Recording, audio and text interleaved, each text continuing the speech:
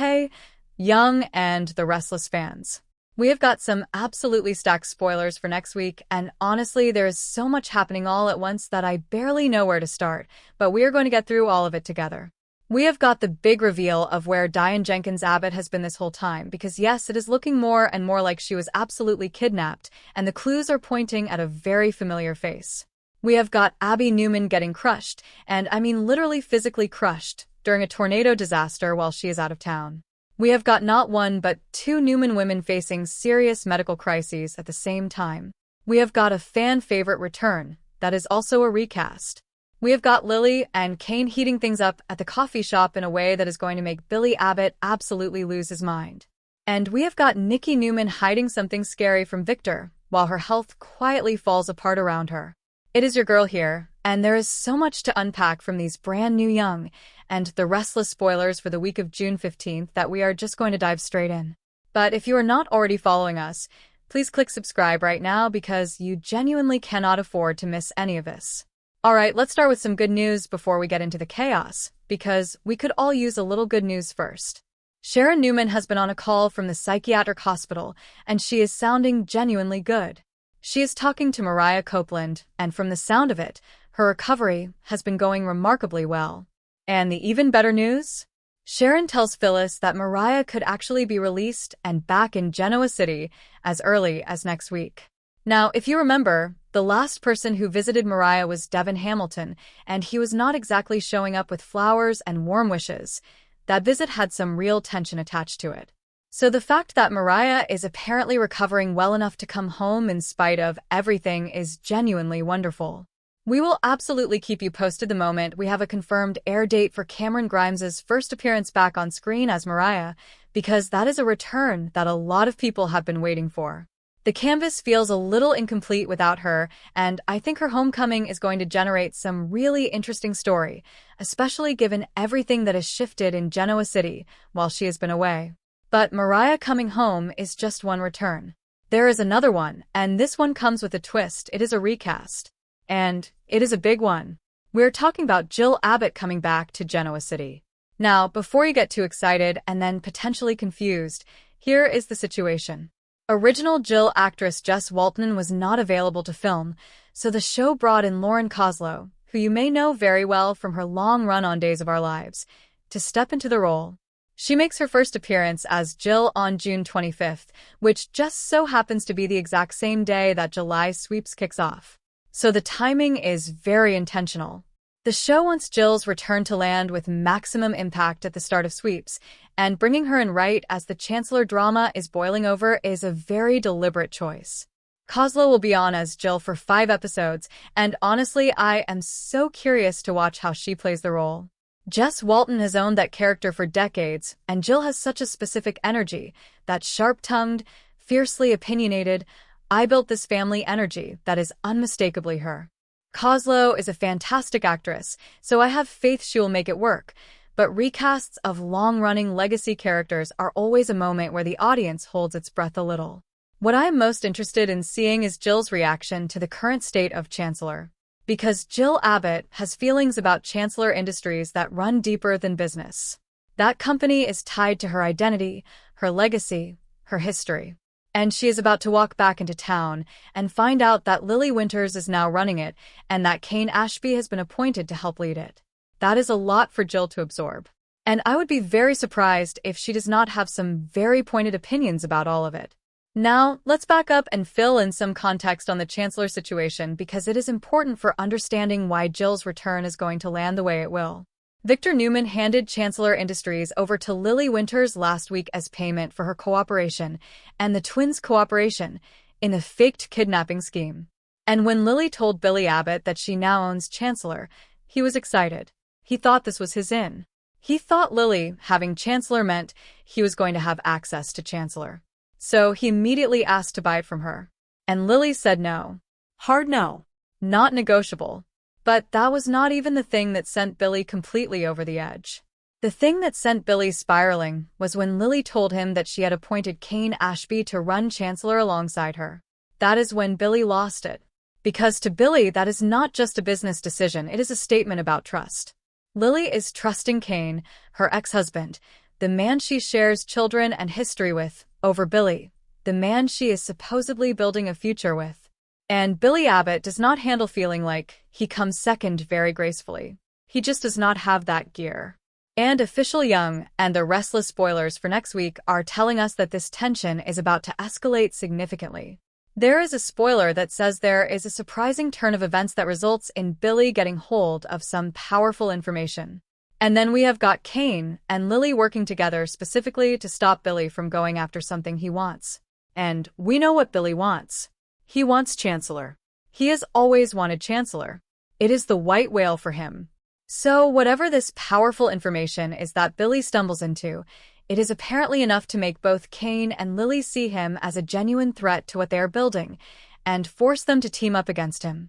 And that partnership between Kane and Lily to stop Billy is going to push those two even closer together, which is going to make Billy even more furious, which is going to make him even more reckless. It is a beautiful feedback loop of dysfunction, and I am here for every second of it.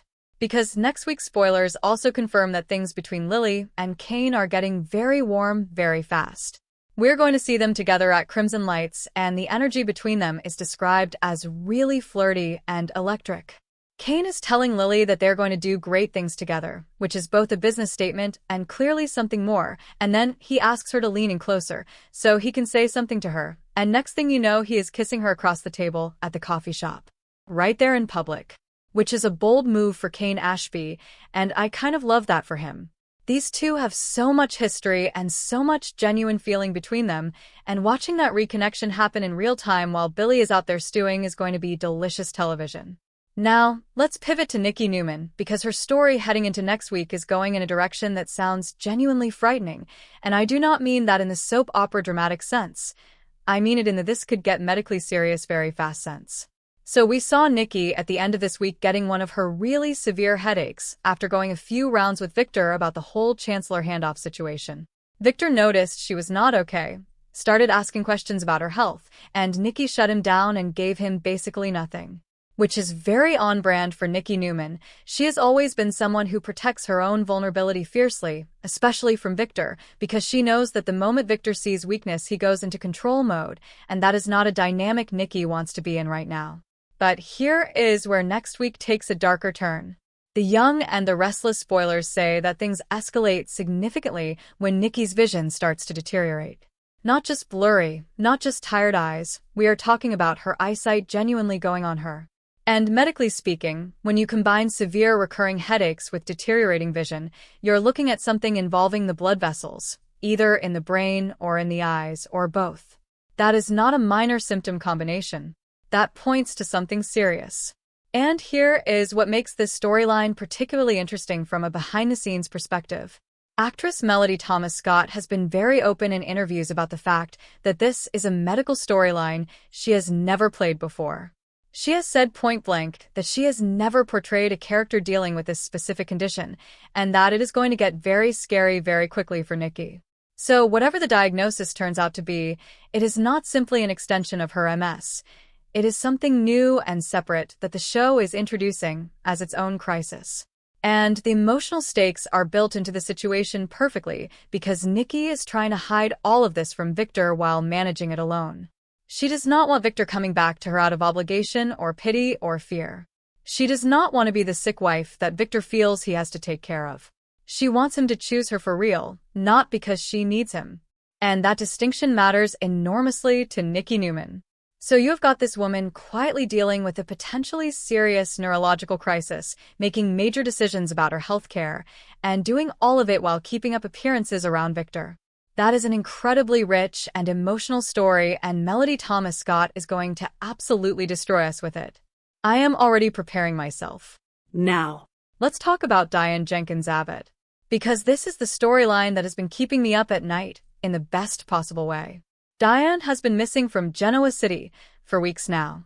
The last confirmed Young and the Restless appearance was all the way back on May 14th, and what we got then was that voicemail she left Jack, a message where she told him she was still hurting, still confused, still processing everything that had gone wrong between them, but also that she loved him and wanted to find a way forward.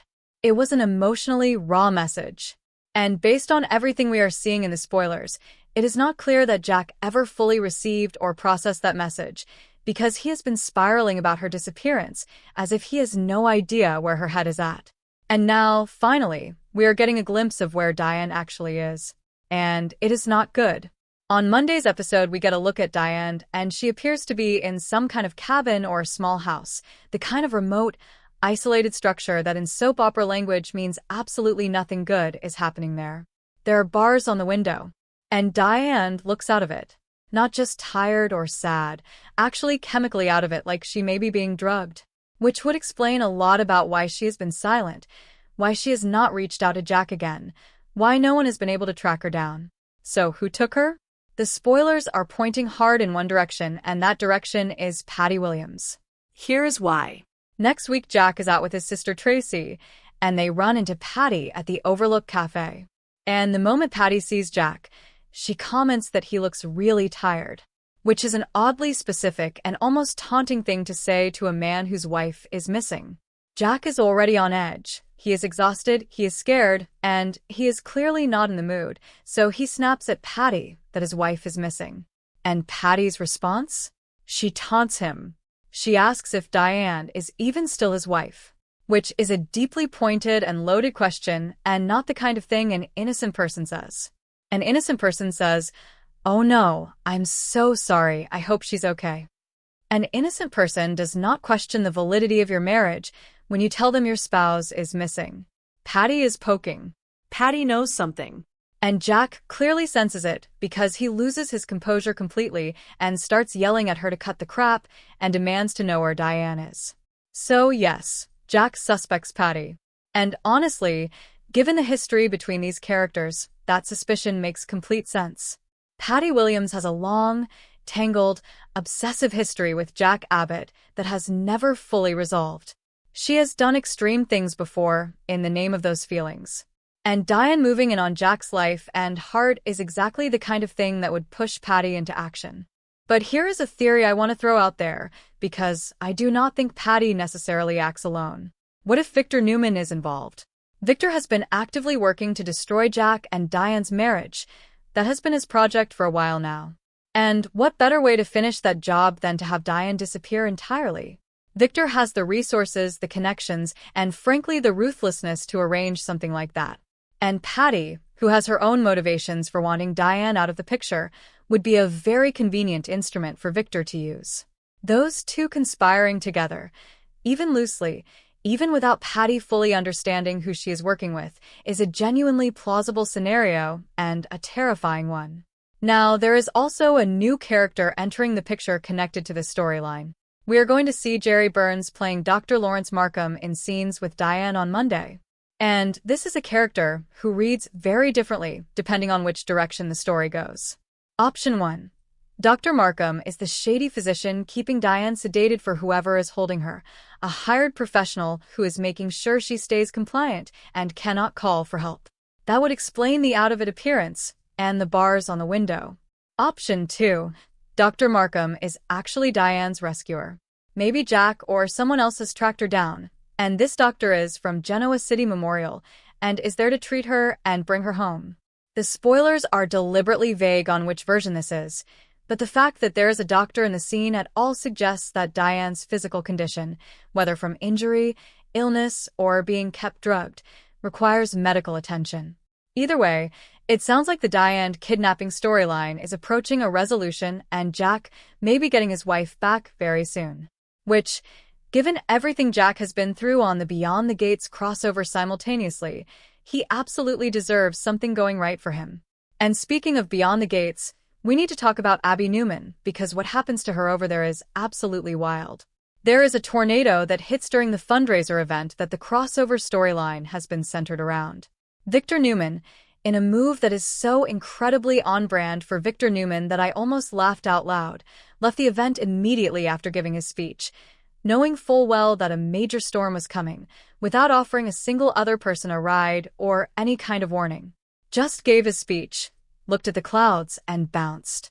Classic Victor, looking out for himself first, last, and always. So that leaves Abby at the event, with Devin, and Jack, and Kyle, and Diane. And the tornado hits. And inside the country club, there is a giant crystal chandelier hanging from the ceiling. And that chandelier comes crashing down directly on top of Abby Newman.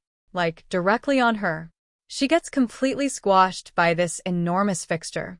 Now, Eric Braeden has said in interviews that everybody survived the tornado, so we are operating under the assumption that Abby is not going to be killed by chandelier, which is both a relief and honestly a little funny when you say it out loud.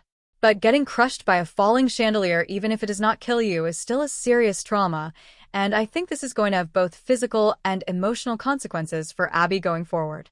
And there is an interesting dynamic created by the fact that Jack is there and potentially instrumental in helping dig Abby out of the wreckage. Because if Jack helps save Abby, Victor Newman's daughter, you would think that creates at least a moment of gratitude between them, right? You would think Victor might feel something about that. But knowing Victor, he is probably going to find a way to be annoyed about it. Because Victor Newman does not do uncomplicated gratitude, especially where Jack Abbott is concerned. That is just not how he is wired.